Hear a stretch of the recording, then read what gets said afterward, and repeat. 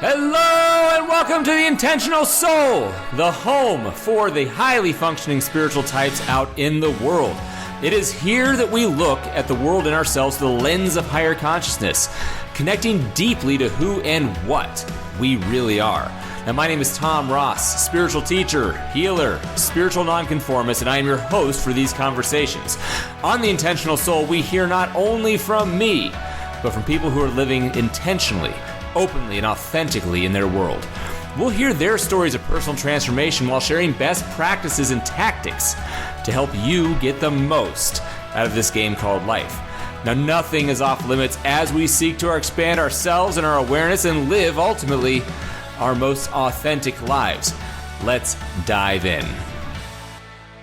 All right, with us today, Michele Gargiulo. Michele, after getting her start at the Culinary Institute of America, she's an author, a blogger, a sommelier who's worked at some of the best in Philadelphia, and that includes her second stint at Jean-Georges at the Four Seasons. Now, Michele used the breakdown and the lockdown of COVID to write her first book, Pairing Paws. Pairing Paws it's dog breeds and their spirit wines, and that was followed by 3 works of fiction and How to Build a Wine List, which was released in 2023. So literally 5 books since COVID, and her latest Pairing Paws, which is cat breeds and their spirit wines, is anticipated by the end of the summer. Michele, welcome to the Intentional Soul. Thank you. I'm very happy to be here. So you seem like you are doing what you love and doing it in a very intentional way, which we get behind proudly here at the Intentional Soul. Tell us about yourself and your background. Yeah, so I've been in the wine business now for over a decade. I fell in love with wine at the Culinary Institute of America. The professor there, he made wine seem like art. It was living poetry. And I really fell completely in love with it. I loved the people behind it, the winemakers, the people who bought it, who were interested in the stories. I love the storytelling aspect of it, really everything. And what you're doing right now, is this kind of like what you had imagined your life was going to be, or is this like totally different from what you imagined your life was going to be? Oh man, that's a hard question. It's definitely not where I thought I was going. I feel like every time I found something I got passionate about, I kind of chased it down the rabbit hole. When we were, right before COVID, I was working 3 jobs, all to do with wine. One of them was a whiskey job, and I loved it. It was really great. And then suddenly the world stopped, and we were all sitting at home with our thoughts and our wine collections, or what was left of them. And I, started writing because I was used to just going, working all the time. And then the just dead halt, after I baked all the sourdough bread I possibly could. And did you get your own cultures going also, or? Yeah, I had a good yeast going for a while. I killed it off a few times, though, unfortunately.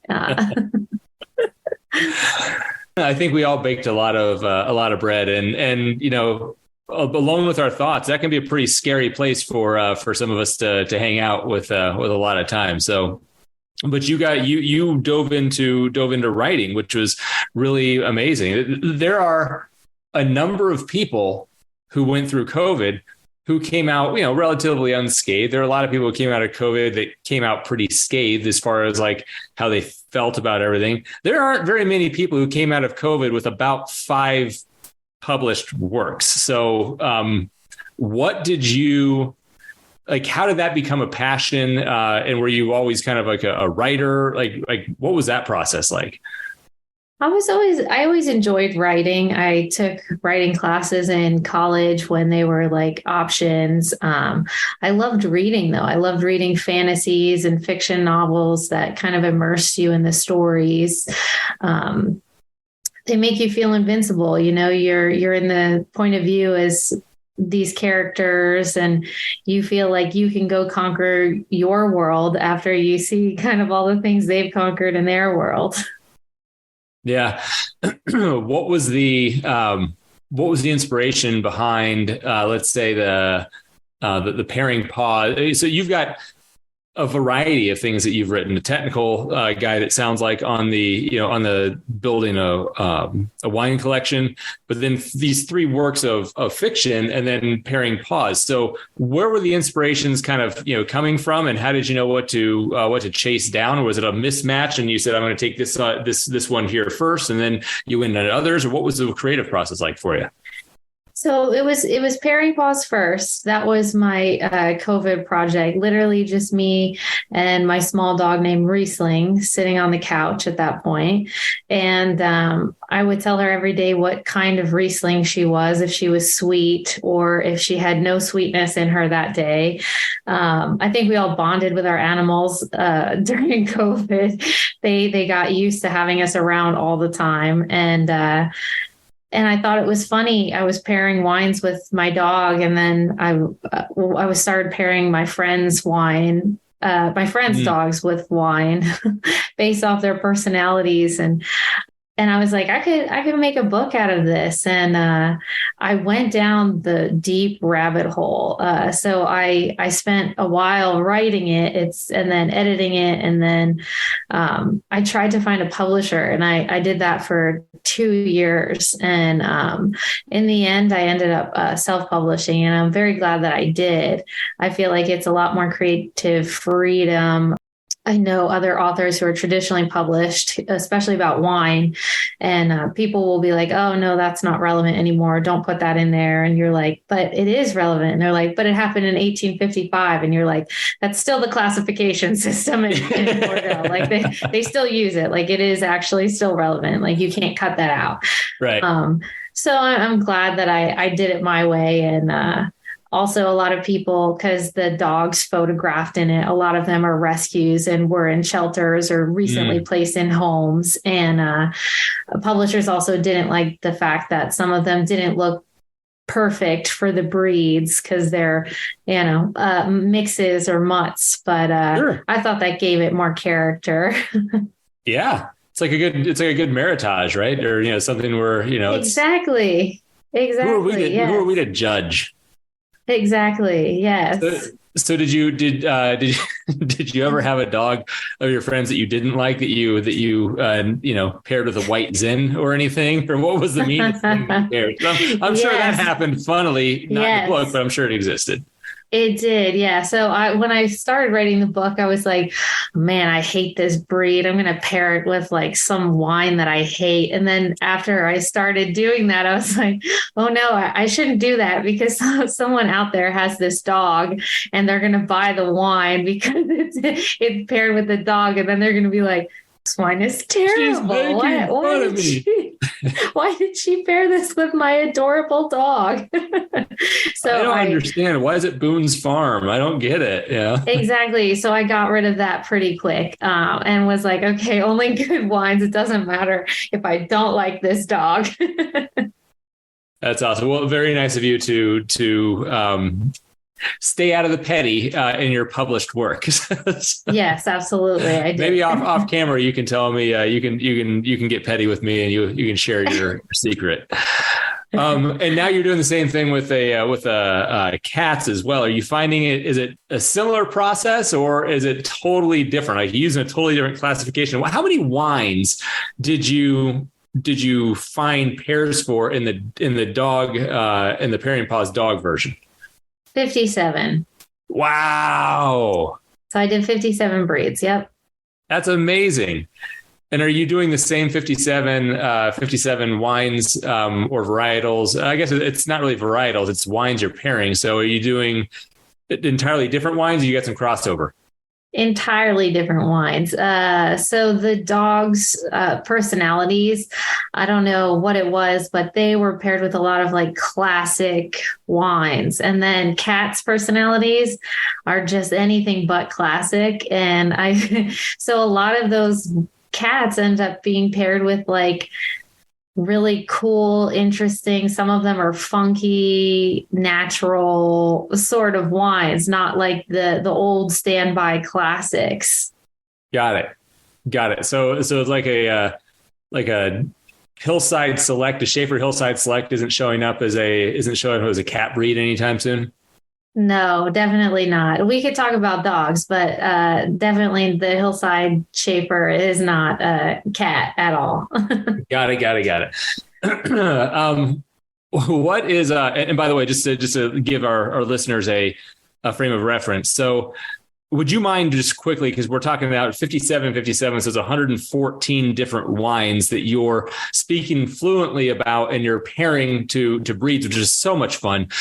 Talk about your training. What is, so you're a sommelier. What's the education process for that? What's your exposure and how is it that you know as much as you know and can kind of relate to the world in this way? So I'm a certified sommelier through the Court of Master Sommeliers. I'm a certified specialist of wine through the Society of Wine Educators. I'm a diploma student through the Wine and Spirits Education Trust. I'm an executive bourbon steward through the Steak and Thief Society. Also a certified sake advisor through the Sake School of America. So I've collected different certifications from different organizations for a while now. There's a lot of rabbit hole, ways. as you said, right? You said you like to go down the rabbit hole. You went down the rabbit hole. Like I do. Yes, yeah. Exactly. But there's a ton of different organizations that do different kind of certifications. And I couldn't decide on just one. So I collected them as I went. Awesome. And then so with your wine training, to become just a sommelier, how many wines do you figure you have to, expose yourself to have the knowledge base to be able to test in and get your somm? Oh, hundreds. Yeah. Yeah. And then that's just to kind of even get the certification. Now, since then, in these restaurants, these amazing restaurant groups that you've worked at, that you've worked at as a sommelier, or I think I saw that you were also the beverage director for a group as well. Is that correct? Yes, I have been the beverage director of a large group before. Yeah. So how many wines, if you had to guess, in your last decade or so, have you exposed yourself to, and then kind of like have a deep understanding of them? I mean, is it 1,000, 2,000? Is it 152? Like, what do you think? We're definitely probably around the thousands, maybe encroaching on the tens of thousands at this point. Yeah. That's an incredible palette. I used to be an enormous wine fan and a giant wine nerd. Earlier, it turned on me. I don't know if in your world that's ever happened to anybody that you've known, but it was like all of a sudden a friend just like left me, and I was like, but I enjoyed you. I don't understand. But it just, it doesn't.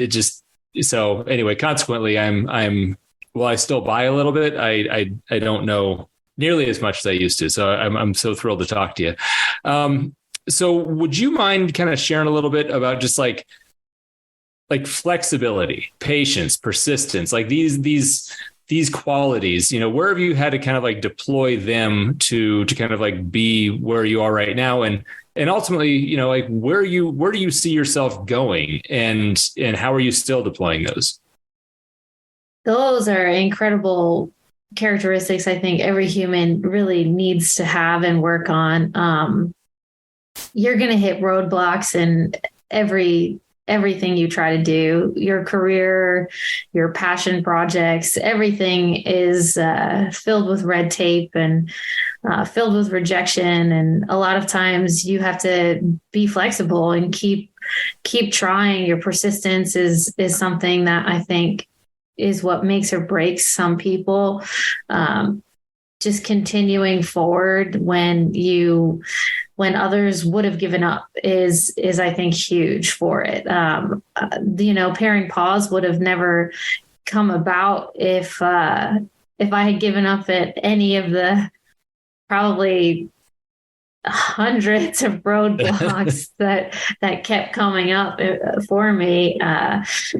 And Google only gets you so far. You're trying to find all the answers, and you just got to roll up your sleeves sometimes and figure it out as you go. And I think that flexibility has lent me to a lot of where I am today, and the ability to kind of pursue through things that most people would probably stop at. Yeah, I mean, not many people have the wherewithal to turn COVID into an opportunity to become an author, and it's an incredible turning what seemed like an extraordinary breakdown for so many people and just turning it on its head and creating this entirely different opportunity in life, is a massive lesson. What's the most, where have you had to be at your most courageous or exhibit the most faith in these last years? What's been the main example of that, if you think back? That's an interesting question. So I actually have severe acute PTSD. My former partner a few years ago now, 2 years ago in December, actually committed suicide in front of me. And it definitely left me completely shaken to my very core, as something like that would do. And I was given a lot of things from the universe or faith or whatever you'd like to call it that I really would not be here today without. I found my current partner, who is the most wonderful human being, the most supportive human being I've ever had the pleasure of knowing, more emotionally intelligent than anyone else I've ever met by far, who really took care of me through everything. And I would not be here today without him. And I think the universe and faith plays a big part in, sometimes when you're at your complete lowest and you just want to give up, something happens or is put in front of you and allows you to continue on when you really just don't want to.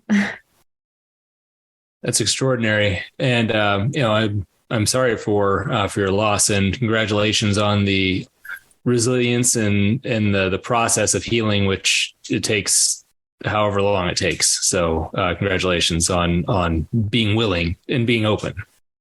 Thank you. I think a lot of us, we have bad things happen to us. Unfortunately, it's a big world. And I think sometimes we're kinds of like blades of grass and someone's playing soccer and we get just completely demolished by the soccer ball and we can't really get out of the way of it. And I think the trick is being kind and nice and compassionate to everyone around you, including yourself. Sometimes you are the hardest person to be compassionate with and patient with. But it's easier to be patient with people we love and others. But that kindness we give back to ourselves, I think the universe also plays a big part in giving you things when you truly need them at the most.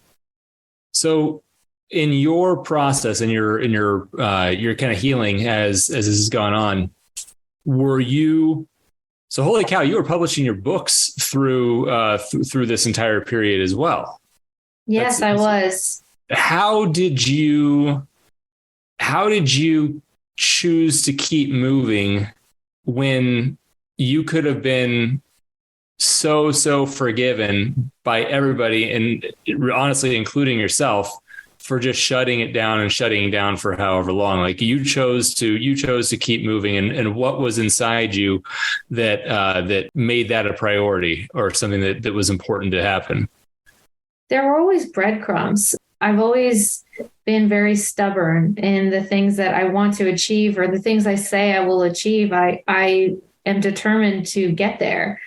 And I remember definitely during one of the turning times of my pairing Paws where I was like, this is just too much. It's too much to plan, coordinate. I was coordinating with people to do photo shoots, to do this, to do that.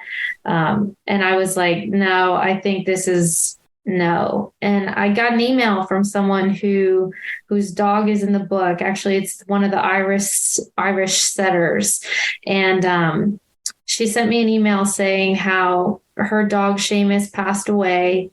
And she just thanked me wholeheartedly for allowing him to be a part of my project and to live on through this book and to have other people look at his photo and smile later in the future. And I was like, I read the email and I was like, oh my God, I have to keep going. Yeah. If not for me, someone, for someone else, right? I think that's a lot of my persistence in life. Honestly, it's for other people. It's not just for myself. That book project, when it came out, it was very emotional for a lot of reasons, but I felt like I had done it for a lot of others too. I had done it for all the dogs in there, for all the shelters that I would be able to help with proceeds from it. I think that's a big part of my persistence in life is I tell myself, or I think that what I do is going to be greater than just me. It's going to impact other people as well. Outstanding. So your partner is an extraordinary support for you. In outside of your partner, have you been kind of like a lone wolf on this journey, or had you tapped into support groups of people? And either way you want to answer the question, either in the within the your own healing process from the trauma that occurred, or as you look back and you think about like your journey. With wine, with spirits, with your education, is it the same in both, or am I a lone wolf in one and then communal in the other? I think it's really been just my current partner, Zachary, and I. In the long run, I tried joining support groups at the beginning. I tried doing a lot of those things. I tried seeking out other authors. Even I tried. Support groups didn't work for my trauma for a lot of reasons, but one is that human beings, we have a tendency of comparing traumas, which we should just never do. Everyone's trauma is not good. And I would leave some of those sessions and people would be like, wow, like your trauma, I've been, it's year 3 for me. I can barely function. And yours is so much worse than mine, just so much worse. And I'd be like, oh my God, like, thank you. Right. Like, why would you say that to me? So I felt like a lot of outside sources weren't always the answer. It really, in my opinion, it's hard to do things just solely alone. I think, sometimes we get stuck in our heads and our minds and we need someone else to kind of pull us out or pull us back or ask us questions that challenge us. And if you don't trust someone to their very core, it can be hard when, even we all have even misunderstandings with our friends when they're trying to like push you forward, but then you take it as like a snub to who you are, your personality or where you're going. And I think that trust that you have that's between two people that can be so deep. And I mean, he was there at my very lowest, like when I was not sleeping for days at a time and so afraid, I would literally huddle in a closet with blankets and pillows and afraid to come out. He would build a bed of blankets right outside of the closet and sit right there until I was comfortable and ready to come out. I mean, you don't encounter a lot of humans who can touch your soul in such an intimate way and just completely be there for you in every way. And he's been it's just, I guess, us, we are the lone wolf together. It's very much a team effort. I read him everything I write. He has opinions about my books and the themes and stories behind things. And a lot of the stories are inspired from him. A lot of the characters are inspired from him, or you take a lot of your favorite traits from people to build fictional characters and fictional worlds. And I've tried to take the best of a lot of the world, because the world around us it can be really hard. And I don't always want to read stories about how hard the world could be unless we all overcome it together.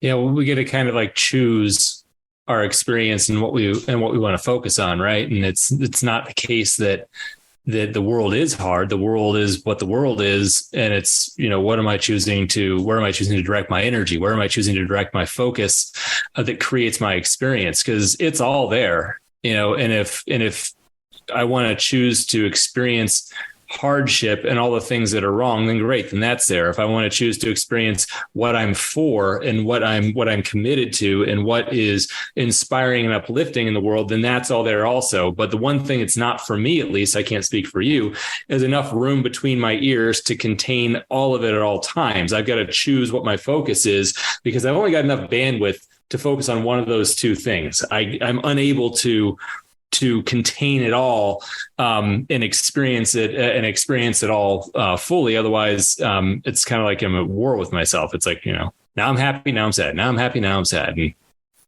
I'm just making it up. I'm making up my experience anyway. So these the books that you've written, the fiction novels. Would you mind telling us like what are their names, and then what's the thing that you're most proud of? So Annihilation Archetypes was my first fiction novel. It's kind of a dark twist on The Little Mermaid. That one, I'm most proud of the little tidbits of me I put in that story, the little quotes of deep, profound things that I thought while I was writing that book. So there are a lot of really deep quotes in there that really resonate, I feel like, with a lot of people who read it.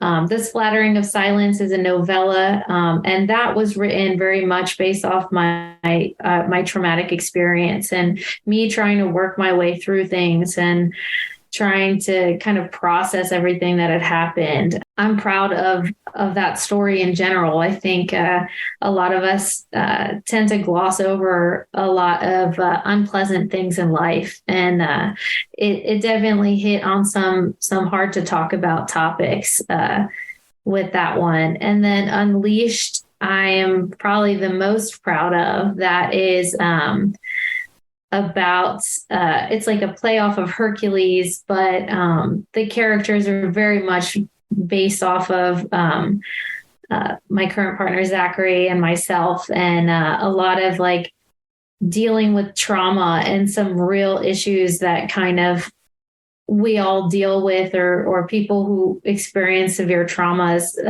deal with, and writing it in a way that is uplifting was something I was really proud of with that one as well. Awesome. I want to go back to something you said earlier, as far as like not comparing traumas and just the anecdote that you told about the session you were in.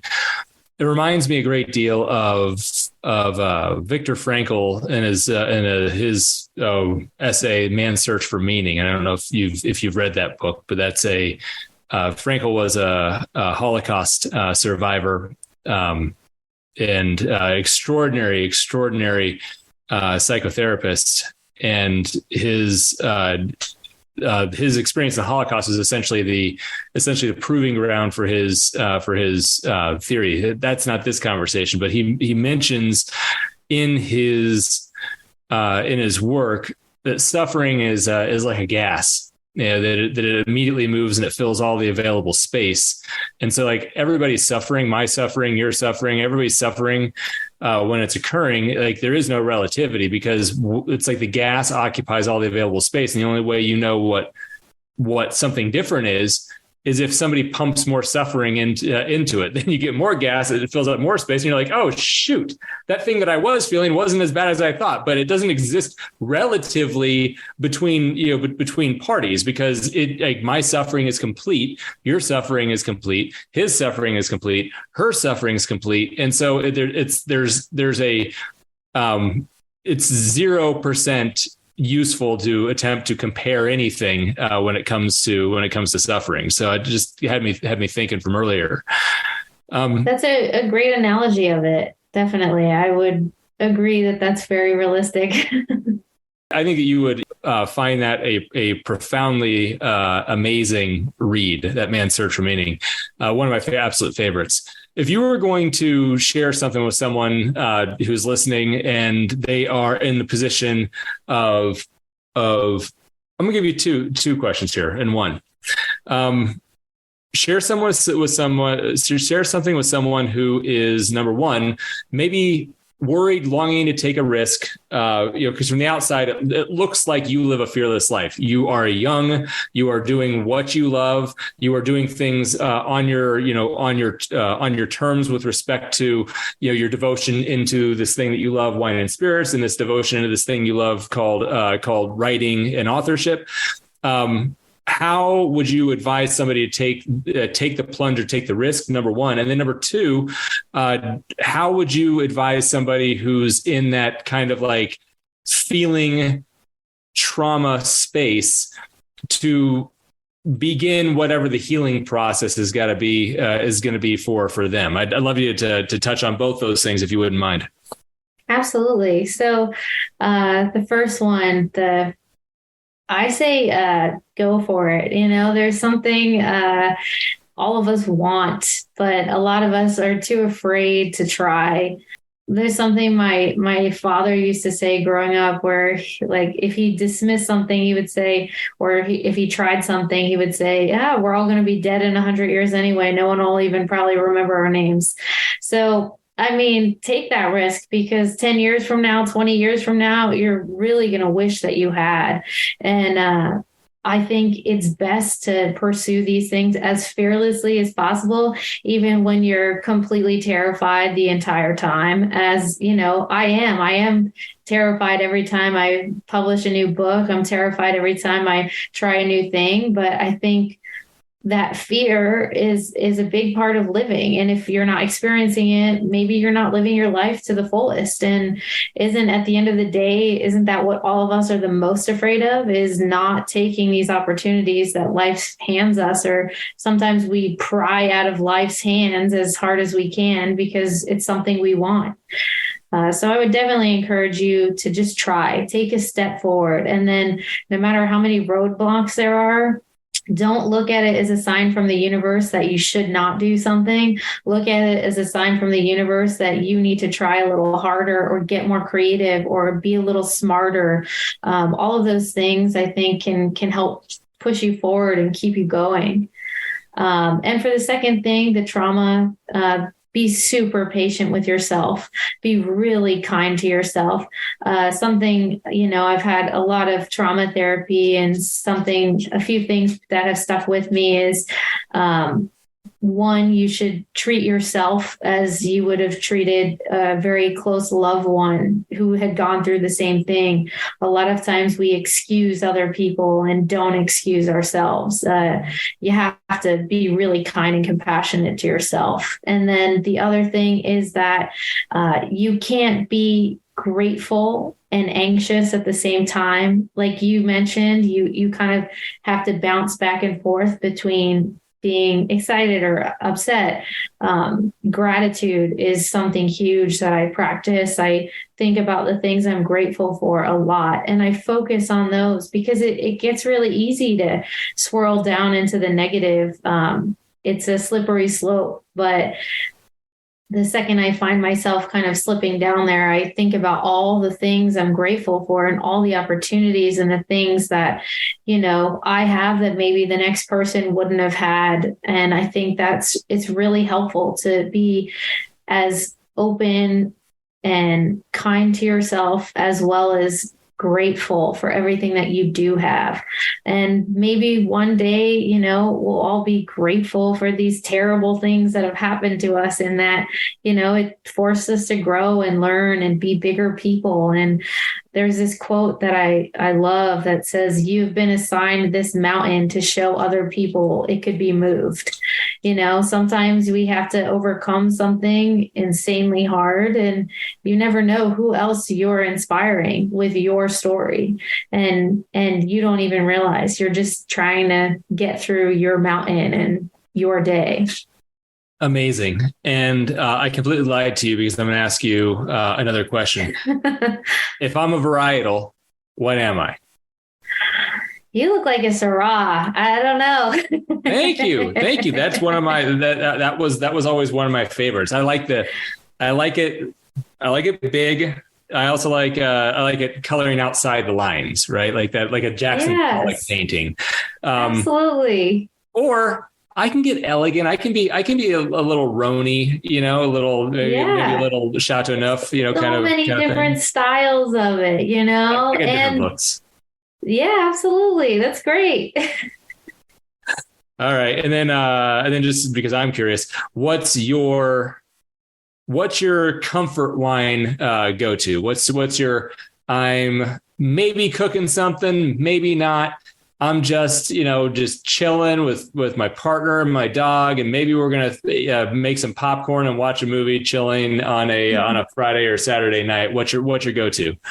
So my dog's name is Riesling. So I do love dry Rieslings. They're so refreshing and crisp and easy to drink. And I'm lucky that he has a similar taste in wine as me. So Riesling, probably hanging out with Riesling, drinking Riesling while we watch something together. And that would be the one for sure. The grape varietal on the drier side, though.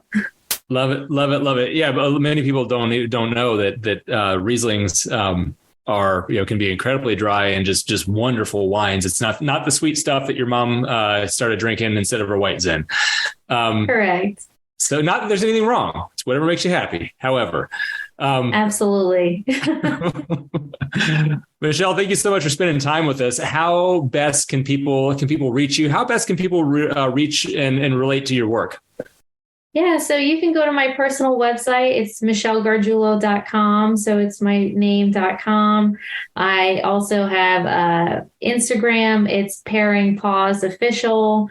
You can find me on there. You can find my books pretty much anywhere that sells books online: Amazon, barnesandnoble.com, target.com, walmart.com. Everything is pretty available. You can get in. I do encourage you, get in touch with me. I'd love to connect. Awesome. Thank you so much for spending time with us here today, and look forward to staying in contact and, maybe hearing about the next 4 books that are, I'm sure, imminently on the way. Absolutely. Thank you so much. Take care. All right, this has been another episode of the Intentional Soul Podcast. Thank you so much for joining us today. Remember to leave a 5-star review if you found this content of value. And as always, I'm your host, Tom Ross, Master Practitioner of the Advanced Rapid Enlightenment Process and Rapid Enlightenment Process developed by Matthew Ferry. You can reach me at tom@tomrosstalks.com, and the website to engage and be a part of any classes, trainings, or sessions I have going on is www.tomrosstalks.com. Until next time, peace.